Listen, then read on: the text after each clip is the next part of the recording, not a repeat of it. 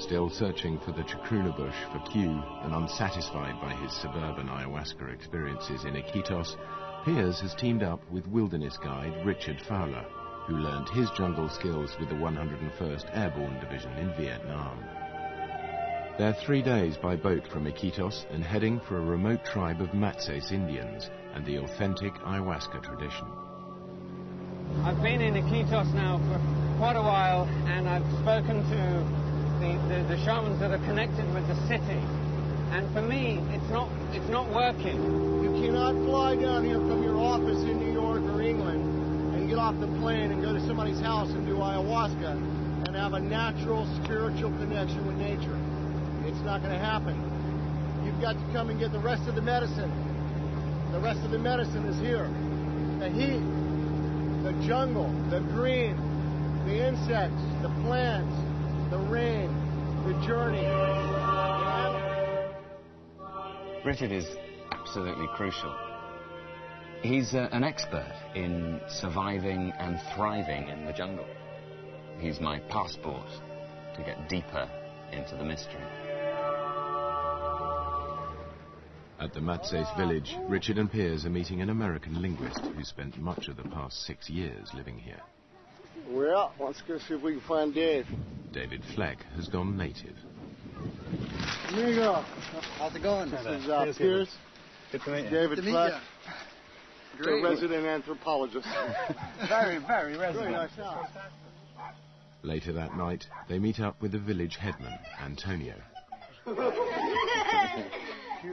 When they hear your name, Pierce, it sounds like their word for tortoise, which is push. Push. And they consider like the tortoise is sort of the dumbest animal. Great. And in the midst, it's the dumb animal that always gets lost. That's me. That's me. That's why I'm here. That is exactly why I'm here. I need to know how not to get lost in the jungle and how not to get lost under the influence of mapacho and ayahuasca. Piers quizzes the chief about his tribe's use of forest medicines.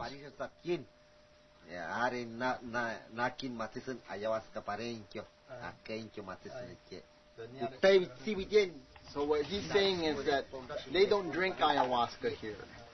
What they do have is the sapo. We say sapo, right? Their word for it is acate. Acate. Acate is the Matses word for it.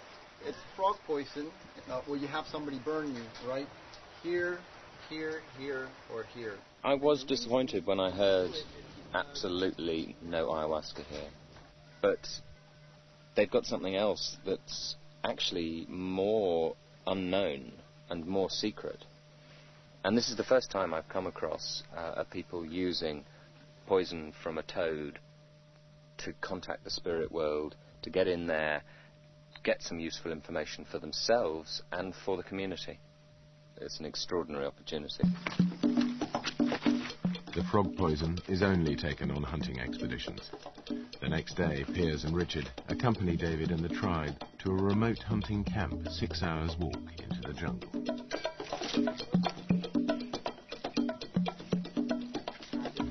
See how pretty it is? How kind of iridescent in the light. Peruvian rainbow boa. He's a seeker. He's curious. He's taking the steps. He's paying his dues. He's making the sacrifice to come all the way here. Okay. I mean, this is the end. This is we've arrived. You can't go any farther out than this, or you're on your way back. I don't know him very well yet, and so I think it will be interesting during this trip to see how he reacts to it and how he handles it. So this is home. Yep, about 2 days. Fantastic. And having just done a minimal amount of hiking through the jungle, I can survive. I can do the walking about, getting completely soaked in sweat and getting here.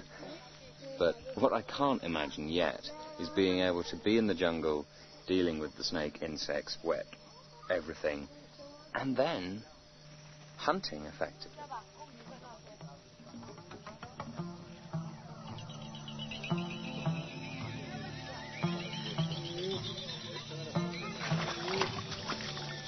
The frog whose poison the Matses use is most easily caught at night.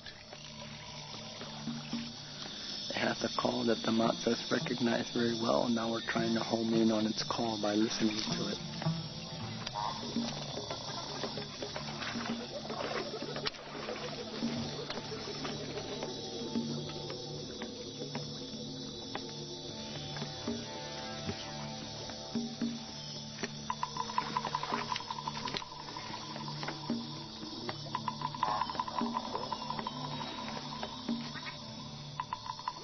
This is Phyllomedusa bicolor. There's enough venom in this frog for about 8 people.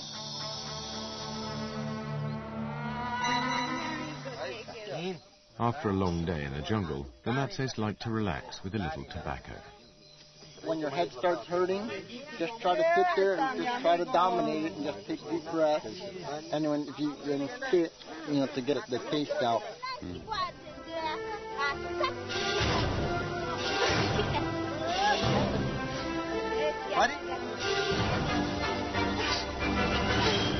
I've been here before.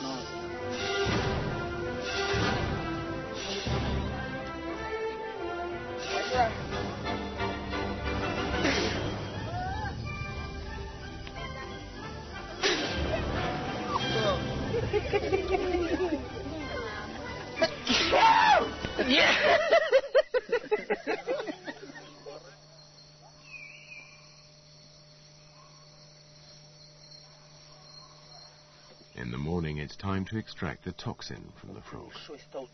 I'm Kermit the Frog. They just hassle it a little bit, and then after they remove its toxin, they'll release it again, which is very unusual for Matsas, because usually they don't think twice about killing a frog or snake. Going into the jungle is a dangerous business, and so in some sense, if you're willing to put yourself through some pain voluntarily, when you go into the forest, it seems something familiar and something not so bad. And besides that, they do believe that it makes you less lazy, more willing to go into a jungle and hunt rather than lay in your hammock.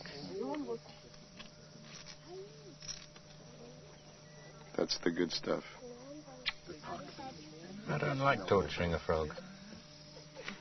It looks pretty annoyed as well. I think I would be if I was stretched out having a stick up my bottom. That will be the next test for you. I'm doing it because I want to find out what happens. Quite simply, they say, well, if you're having bad luck as a hunter, you should take more sapo. And that really made me think about, well, if I want to get better at being myself and feel stronger, wiser, chunkier, then that's also what I'm hoping for from supper.